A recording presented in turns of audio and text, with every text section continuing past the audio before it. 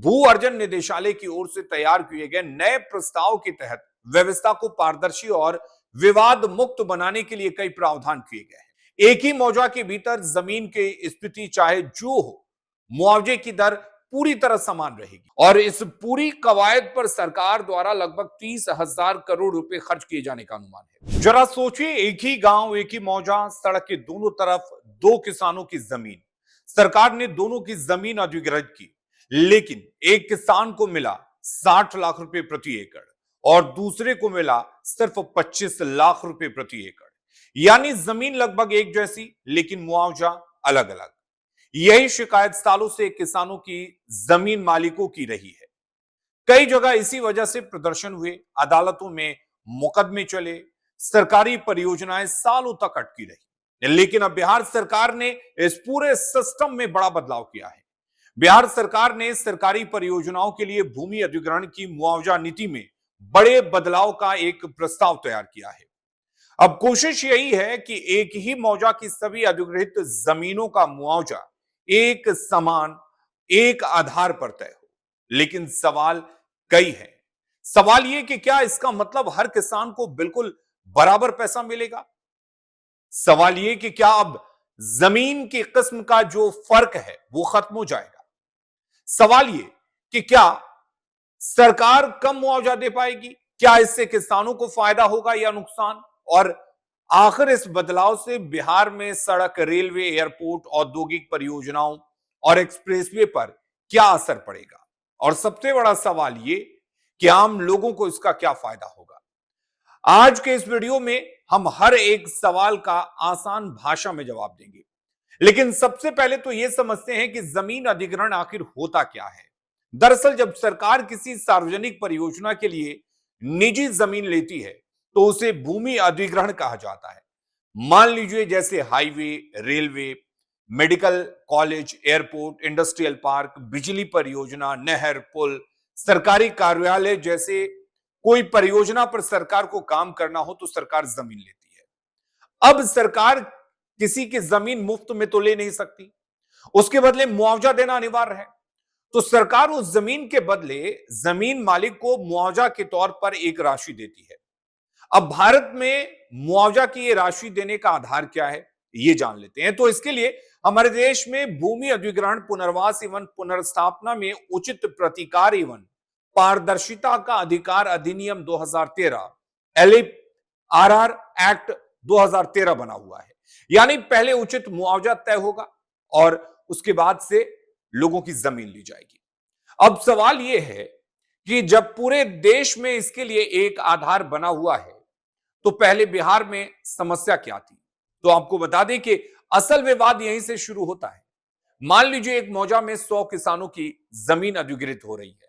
अब प्रशासन बाजार दर निकालने के लिए पुराने रजिस्ट्री रिकॉर्ड को देखता है। लेकिन समस्या यह थी कि किसी ने 2018 में जमीन बेची, किसी ने 2020 में जमीन बेची, किसी ने रिश्तेदार के नाम बहुत कम कीमत पर रजिस्ट्री करा दी, किसी ने टैक्स बचाने के लिए कम कीमत दिखाई। तो सरकारी रिकॉर्ड में जमीन की जो कीमत है वो अलग अलग दिखाई देती थी, अलग अलग हिसाब से दिखाई देती थी और फिर उसी के आधार पर मुआवजा तय कर लिया जाता था। नतीजा क्या निकलता था? एक किसान खुश हो जाता था, दूसरा नाराज हो जाता था और तीसरा कोर्ट पहुंच जाता था और यहीं से शुरू हो जाता था सालों का विवाद। बिहार में समस्या यही नहीं है। बिहार में वर्तमान नियमों के अनुसार किसी सड़क या शहर मुख्यालय से तय दूरी के आधार पर जमीन का मुआवजा तय किया जाता है। अब इस नीति के कारण एक ही मौजा में बाल बाल स्थिति, जमीनों के दाम में बड़ा अंतर आ जाता था। एक किसान को ज्यादा मुआवजा मिलता था तो दूसरे को बहुत कम, और इस विसंगति के कारण रैयतों के बीच भारी असंतोष पैदा होता था और वे एक समान दर की मांग को लेकर धरना प्रदर्शन करने लगते थे, जिससे सरकारी परियोजनाएं लटक जाती थी। बिहार के कई सड़क परियोजनाएं इसी वजह से अटकी रही।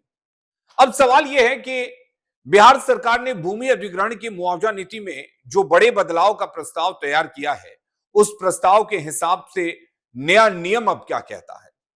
अब बिहार सरकार ने व्यवस्था बदलने का फैसला किया है। भू अर्जन निदेशालय की ओर से तैयार किए गए नए प्रस्ताव के तहत व्यवस्था को पारदर्शी और विवाद मुक्त बनाने के लिए कई प्रावधान किए गए हैं, जिसके तहत अब जमीन की दूरी तय करने के साथ साथ संबंधित मौजा को मुख्य आधार बनाया जाएगा। एक ही मौजा के भीतर जमीन की स्थिति चाहे जो हो, मुआवजे की दर पूरी तरह समान रहेगी। समान दर मिलने से किसानों के बीच मुआवजे को लेकर होने वाला भेदभाव और असंतोष खत्म होगा। इस फैसले से अदालतों पर मुकदमों का बोझ कम होगा, परियोजनाएं समय पर पूरी हो सकेंगी। अब सबसे बड़ा सवाल यह कि इससे जमीन मालिक या उन किसानों को क्या फायदा होगा जिनकी जमीन अधिग्रहित की जाती है। तो सबसे बड़ा फायदा तो यह होगा कि भेदभाव की जो शिकायत है वो कम हो जाएगी। दरअसल पहले पड़ोसी किसान को ज्यादा और अगर किसी को कम मुआवजा मिलता था, इस पर विवाद हो जाता था, लेकिन अब ऐसा कम होगा। दूसरा यह कि चूंकि बिहार में भूमि अधिग्रहण से जुड़े हजारों मामले जो हैं वो अदालत में हैं, ऐसे में अगर मुआवजा पारदर्शी होगा तो मुकदमे कम होंगे। मान लीजिए कि सरकार किसी परियोजना के लिए भूमि अधिग्रहित करती है, एक किसान सरकार से मिलने वाले अपने कम मुआवजे से नाराज होकर कोर्ट चला गया और इस कंडीशन में पूरी परियोजना रुक जाती थी क्योंकि मामला कोर्ट में लंबित हो जाता था। नई व्यवस्था से यह समस्या काफी हद तक कम हो सकती है। ऐसे में प्रशासन का काम भी आसान हो जाएगा, साथ ही किसानों में भरोसा भी बढ़ेगा। उन्हें लगेगा कि सरकार सभी के साथ समान व्यवहार कर रही है, एक जैसा व्यवहार कर रही है। अब सवाल यह है कि क्या इस नई व्यवस्था से कोई नुकसान भी हो सकता है? तो यहां हमें यह समझना होगा कि हर नीति के दो पहलू होते हैं। अब मान लीजिए कि अगर किसी किसान की जमीन वास्तव में ज्यादा मूल्यवान है, जैसे वो जमीन सड़क पर है, बाजार के पास हो, व्यवसायिक उपयोग की संभावना वहां पर हो, जाहिर है कि इस जमीन की कीमत और वैल्यू ज्यादा होगी। तो ऐसी जमीन मालिकों को यह लग सकता है कि समान दर से उसका नुकसान हुआ। क्या फायदा हुआ? उसकी जमीन किसी और की जमीन पिछड़ी थी और उसकी जमीन आगे, लेकिन मुआवजा एक जैसा मिला। अब जिसकी जमीन अंदर है उसको तो जाहिर सी बात है फायदा होगा। यानी एक समान दर लागू करते समय प्रशासन को स्थानीय वास्तविकताओं को अपने ध्यान में रखना होगा। यानी संतुलन बनाना सबसे बड़ी चुनौती होगी। चलिए, चूंकि यह व्यवस्था बिहार में बदलने की तैयारी हो रही है, तो सवाल यह भी है कि बिहार पर इसका क्या असर होगा, यह भी जान लेते हैं। तो आपको बता दें कि राजस्व विभाग के आंकड़ों के मुताबिक वर्तमान में राज्य के भीतर विभिन्न विकास कार्यों के लिए 45,000 एकड़ से अधिक भूमि के अधिग्रहण की पूरी प्रक्रिया चल रही है और इस पूरी कवायद पर सरकार द्वारा लगभग 30,000 करोड़ रुपए खर्च किए जाने का अनुमान है। सबसे बड़े पैमाने पर उद्योग विभाग के लिए बिहार के 24 जिलों में जमीन का अधिग्रहण किया जा रहा है ताकि नए औद्योगिक क्षेत्र विकसित किए जा सकें। वहीं बिहार में आने वाले वर्षों में कई बड़े प्रोजेक्ट प्रस्तावित या निर्माणाधीन है।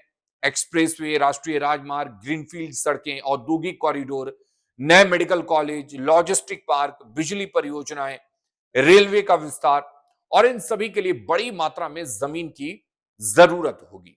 ऐसे में अगर मुआवजा प्रणाली पारदर्शी होगी, सबको एक जैसा पैसा मिलेगा, तो ये परियोजनाएं तेजी से आगे बढ़ेंगी, निवेशकों का भरोसा बढ़ेगा, रोजगार के अवसर पैदा होंगे और विकास कार्यों में आने वाली कानूनी बाधाएं कम हो सकती हैं।